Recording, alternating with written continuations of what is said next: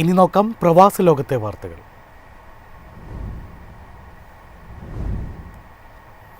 H-1B visa സമ്പ്രദായത്തിലെ lottery സംവിധാനം നിർത്തലാക്കുന്നു. വേതനവും ഉയർന്ന വൈദഗ്ധ്യവും അടിസ്ഥാനമാക്കിയായിരിക്കും ഇനി വിസ അനുവദിക്കുക. ഇന്ത്യക്കാരെയും പ്രതികൂലമായി ഇത് ബാധിക്കും. H-1B വിസ നടപടിയിൽ സുപ്രധാന മാറ്റം പ്രഖ്യാപിച്ചിരിക്കുകയാണ് US state department of home land security. Lottery സംവിധാനത്തിന് പകരം ഇനി മുതൽ തൊഴിൽ വൈദഗ്ധ്യവും തൊഴിലാളിയുടെ കഴിവും അടിസ്ഥാനമാക്കിയായിരിക്കും വിസ അനുവദിക്കുക. ഉയർന്ന വൈദഗ്ധ്യവും വരുമാനവുമുള്ള വിദേശികളെ ലക്ഷ്യമിട്ടാണ് US ഭരണകൂടത്തിന്റെ നടപടിയെന്ന് ഹോംലാൻഡ് സെക്യൂരിറ്റീസ് ഡിപ്പാർട്ട്മെന്റ് അറിയിച്ചു.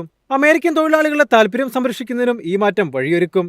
H-1B വിസ സംവിധാനത്തിൽ ക്രമക്കേടുകൾ വ്യാപകമായതിനെ തുടർന്നാണ് നിർത്തലാക്കാനുള്ള തീരുമാനത്തിലെത്തിയത്.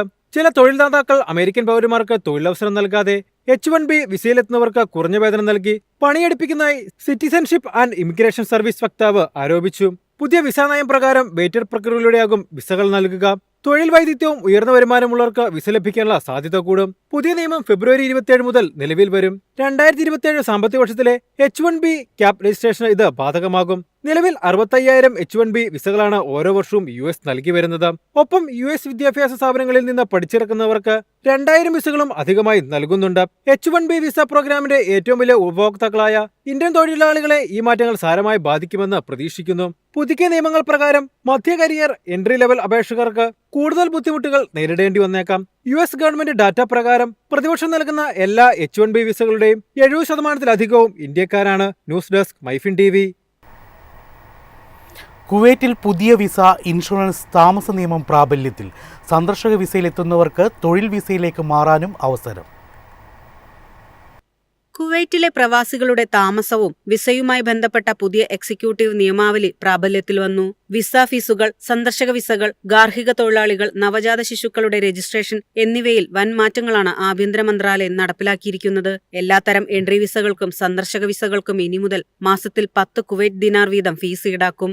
ആശ്രിത വിസയിൽ ഭാര്യയെയും മക്കളെയും സ്പോൺസർ ചെയ്യാൻ 20 ദിനാർ പ്രതിവർഷം നൽകണം. മാതാപിതാക്കൾ, സഹോദരങ്ങൾ എന്നിവരെ സ്പോൺസർ ചെയ്യുന്നതിന് വർഷം 300 ദിനാറാണ് പുതുക്കിയ ഫീസ്. സ്വന്തം സ്പോൺസർഷിപ്പ് വിസ ഫീസ് വർഷത്തിൽ 500 ദിനാറാക്കി.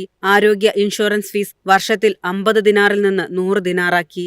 ഇൻഷുറൻസ് ഇല്ലാതെ താമസരേഖകൾ അനുവദിക്കുകയോ പുതുക്കുകയോ ചെയ്യില്ല. സന്ദർശക വിസയിലെത്തുന്നവർക്ക് തൊഴിൽ വിസയിലേക്ക് മാറാനും പുതിയ നിയമത്തിൽ അവസരമുണ്ട്. രാജ്യത്തേക്ക് വിദേശ നിക്ഷേപം ആകർഷിക്കുന്നതിനായി പ്രത്യേക എൻട്രി വിസ അനുവദിക്കും. കുവൈറ്റ് ഡയറക്ടർ ഇൻവെസ്റ്റ്മെന്റ് പ്രൊമോഷൻ അതോറിറ്റിയുടെ ശുപാർശ പ്രകാരമായിരിക്കും നിക്ഷേപകർക്ക് ഈ താമസ വിസ നൽകുന്നത്. News desk MyFin TV.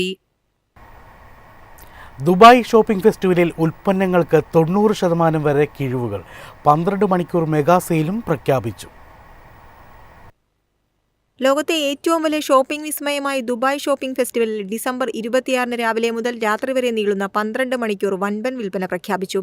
നഗരത്തിലുടനീളമുള്ള 1000-ലേറെ പ്രമുഖ ബ്രാൻഡുകളും 3500-ലേറെ ഔട്ട്ലെറ്റുകളും കൈകോർക്കുന്ന ഈ ഷോപ്പിംഗ് മാമാങ്കത്തിൽ കോടികളുടെ സമ്മാനങ്ങളാണ് സന്ദർശകരെ കാത്തിരിക്കുന്നത്. മാജിദ് അൽ ഫുത്തൈം മാളിലാണ് 26 രാവിലെ 10 മുതൽ രാത്രി 10 വരെ പ്രത്യേക വിൽപ്പന നടക്കുന്നത്. തിരഞ്ഞെടുക്കപ്പെട്ട 100-ലധികം ബ്രാൻഡുകൾക്ക് 25% മുതൽ 90% വരെയാണ് ഈ സമയത്ത് ഇളവ് നൽകുന്നത്.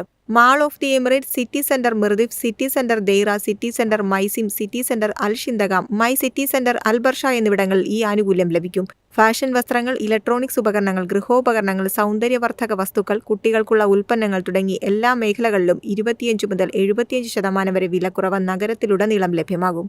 ഈ മാസം 5-ന് ആരംഭിച്ച DSF 2026 ജനുവരി 11-നാണ് അവസാനിക്കുന്നത്.